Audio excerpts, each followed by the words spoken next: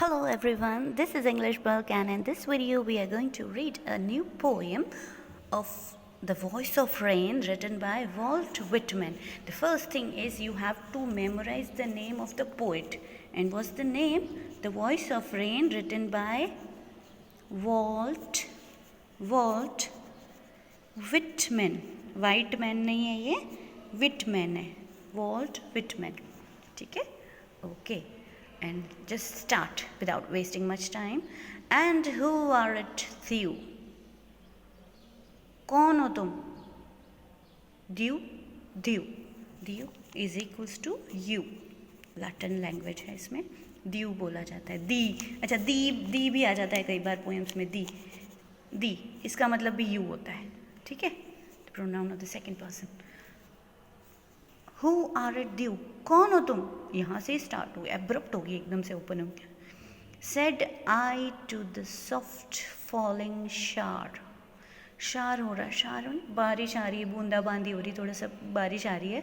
बारिश आई, पानी आया और पानी की बूंदें आई और उस बूंद को वॉल्ट विटमैन ने पूछा, कौन हो तुम? Who are it you? You यहाँ पे कौन है? रेन. Said I कौन है? Walt Whitman. Now whom do I refer here to? I here refer to Walt Whitman in the first line. उसके बाद सारे I कौन है? Rain है. And who are you? Said I to the soft falling shower. कौन हो तुम? मैंने पूछा गिरती हुई बूंद से, एक पानी की बूंद से पूछा जो शार में से आ रही थी, है ना, बारिश हो रही थी, उसमें से बूंद आई. Who are you? Which is strange to tell. फिर एक अजीब सी बात हुई, स्ट्रेंज हुआ कुछ. Give me an answer. मुझे आंसर दिया.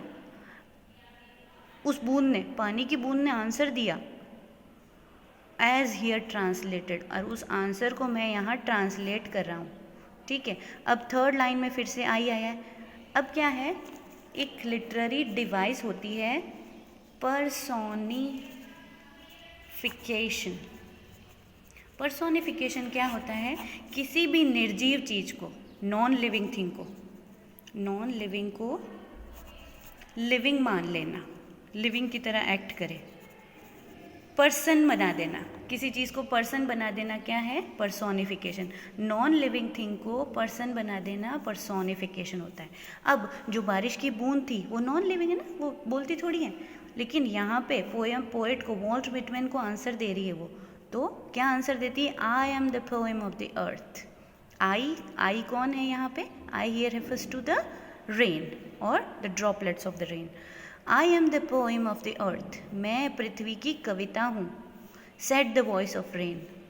बारिश की आवाज़ ने कहा, बारिश में से आवाज़ आई, बूंदों में से आवाज़ आई और उस बूंद ने कहा, आई am the poem of the earth. मैं तो पृथ्वी की कविता हूँ.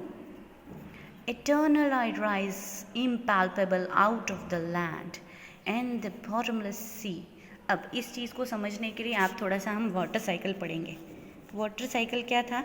हमने पढ़ा है कि जब सूरज की रोशनी, सन है, ये थोड़ा मैंने अच्छा नहीं बनाया, बट जो सन की जो रोशनी है सीज़ पर आती है ना, बारिश यहाँ आती है, तो पानी क्या होता है? इवोपरेट होने लग जाता है.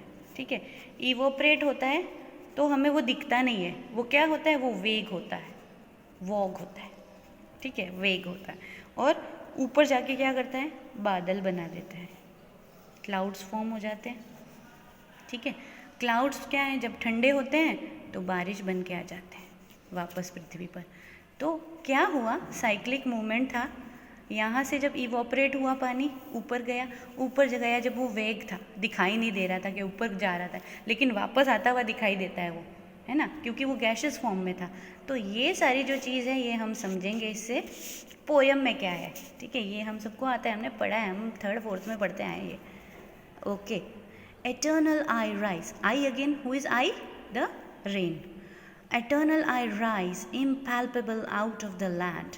मैं यहाँ से ही राइज हुई थी, लैंड पे से ही राइज हुई, ऊपर गई. ठीक है. इम्पैल्पेबल मतलब मुझे कोई देख नहीं सकता था, मुझे टच नहीं कर सकता था. जब मैं ज़मीन पे से ऊपर गई थी ना, तो मुझे कोई देख ही नहीं सकता था, मैं क्योंकि गैसेस फॉर्म में थी, मैं वाटर वेपर्स की फॉर्म में थी. एटर्नल आई राइज, किसी को पता नहीं, एटर्नल है ये चीज़. तो एटर्नल मतलब ये कभी ख़त्म नहीं होता। ये सत्य है कि मैं रोज़ उठती हूँ ऊपर। इम्पैल्पेबल, इम्पैल्पेबल मतलब जिसको कोई देख नहीं सकता, टच नहीं कर सकता। यहाँ लिखा है आपकी बुक में, something that can not be touched. So impalpable out of the land and the bottomless sea में से, जिसका बॉटम नहीं होता है, उसमें से मैं उठती हूँ। ठीक है, मैं ज़मीन पे जाती हूँ। Upward to the heaven, heaven तक जाती हूँ, आसमान में ऊपर तक जाती हूँ मैं। ठीक है, ये बारिश कह रही है कि मैं तो यहाँ से उठी थी तो मुझे किसी ने नहीं देखा जब मैं गई ऊपर, ऊपर जाके मैंने बादल बना दिए। तो I am rise in the heaven, heaven में गई मैं, स्वर्ग तक गई थी। Whence, vaguely, formed all together. Vaguely means, vague क्या होता है? It's also a term you need to no.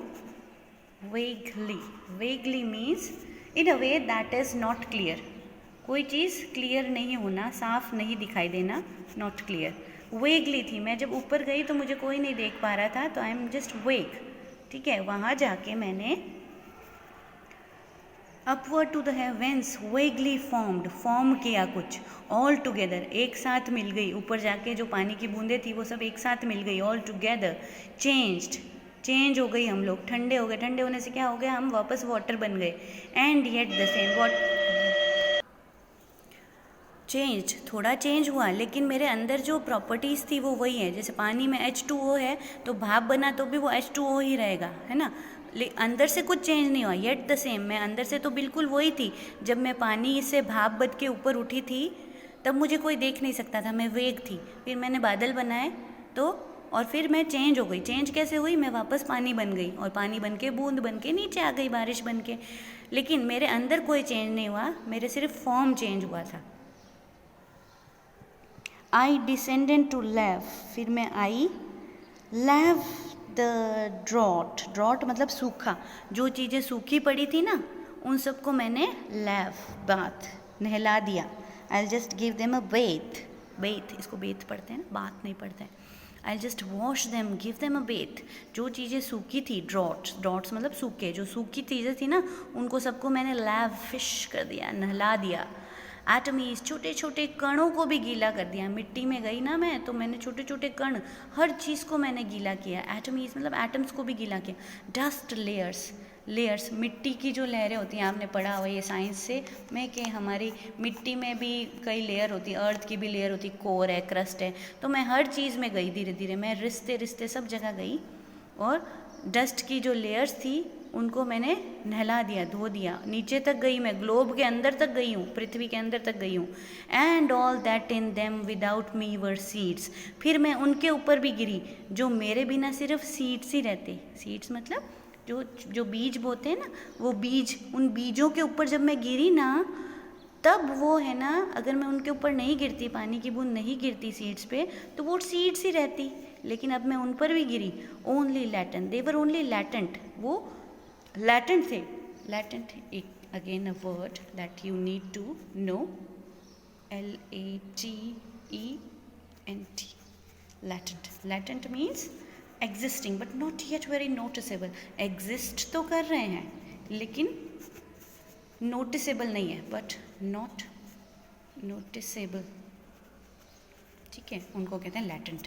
तो जो सीड्स थी वो लैटेंट थी तो सही, लेकिन उनको कोई नोटिस नहीं, बीज डले हुए थे कहीं पे, उनको कोई नोटिस नहीं कर रहा था, है ना। ओके, एंड अनबॉर्न, अनबॉर्न मतलब इनका जन्म नहीं हुआ था। And all that in them without me were seeds, और मैं सब उनके ऊपर भी गई जो मेरे बिना सीड्स ही रहते। ओनली लैटेंट, लैटेंट रहते, उनको किसी ने ध्यान नहीं दिया था उनकी तरफ। अनबॉर्न, उनका जन्म भी नहीं हुआ था।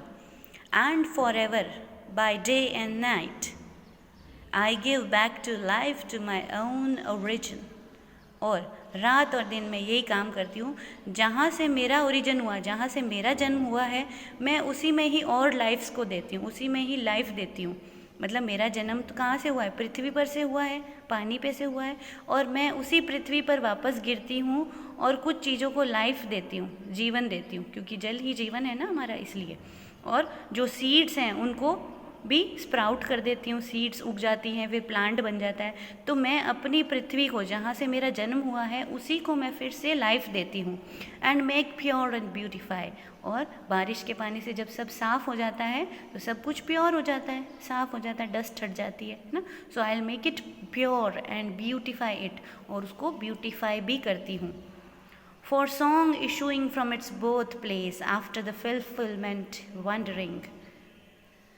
अब ये मैं वहीं से वापस आ जाती हूँ जहाँ से मैं शुरू हुई थी, जहाँ से मैं इशू हुई थी, जहाँ से मैं स्टार्ट हुई थी, अपनी बर्थ प्लेस पर से जहाँ से मैं उगना शुरू हुई थी, मैं वहीं पर वापस आ जाती हूँ वेंडरिंग करके, इधर उधर घूम घुमा के मैं वापस वहीं आ जाती हूँ जहाँ से मैं उठी थी। जैसे ये वापस बारिश आती है, वापस पानी तो वापस समुद्र में ही आएगा ना, तो ये वाटर साइकिल चलता रहेगा। तो ये मूवमेंट चलती रहती, साइक्लिक मूवमेंट। रेक्ड और अनरेक्ड, रेक्ड अनरेक्ड। आती हूँ मैं, कभी थकी होती हूँ, कभी नहीं थकी होती। अच्छा, रेक्ड का मतलब क्या होता है? ये शिप्स के साथ में यूज़ होती है वर्ब। रेक्ड मतलब तबाह कर देना, बर्बाद कर देना किसी चीज़ को, है ना। कभी तो मैं रेक्ड हो जाती हूँ, कभी अनरेक्ड होती हूँ, कभी मैं थकती नहीं हूँ, कभी कभी थक जाती हूँ। ड्यूली विद लव रिटर्न्स, लेकिन वापस प्रेम के साथ अपनी उसी जगह पे आ जाती हूँ जहाँ से मैं निकलना शुरू हुई थी। Okay, so it's a lovely poem by Walt Whitman, and there is in the first line personification is there. Whole poem is the personification of rain. ना, रेन जो है वो बोल रही है पर्सन की तरह, इसलिए इसको कहते हैं, इस लिटरेरी डिवाइस को कहते हैं पर्सोनिफिकेशन। ठीक है। एंड वन मोर थिंग, यहाँ पर फर्स्ट लाइन में आई वॉल्ट विटमैन है ना, और दीव कौन है? रेन। और थर्ड लाइन से जो है आई कौन शुरू हो जाती है? रेन। मैं पृथ्वी की कविता हूँ, मैं पृथ्वी पर से ही उठी थी, मैं पृथ्वी पर ही वापस आ जाती हूँ। जो सूखी पड़ी हैं उनको गीला कर देती हूँ, और जो बीज पड़े हैं, जो अभी तक लैटेंट थे, अनबॉर्न थे, उनको मैं बॉर्न कर देती हूँ, वापस अपनी जगह पे आ जाती हूँ। रेग्ड होती हूँ, कभी अनरेग्ड होती हूँ, और वापस आ जाती, कभी थकी होती हूँ, कभी नहीं थकी होती हूँ। ठीक है। Impalpable, something that can not be touch, जिसको हम नहीं देख सकते। वेक, है ना। लैफ, वॉश और बेथ, नहलाना, किसी चीज़ को गीला करना, धोना। Atom is tiny particle, atoms, है ना। Latent, hidden, hidden. Latent mean existing but not yet noticeable. ठीक है। ये कुछ नोट्स हैं मेरे बने हुए, ये आप इनको देख सकते हैं, आपको पोएम अच्छे से समझ में आ जाएगी। And it's a poem written by Walt Whitman. And have a nice day everyone. Don't forget to like and subscribe the channel.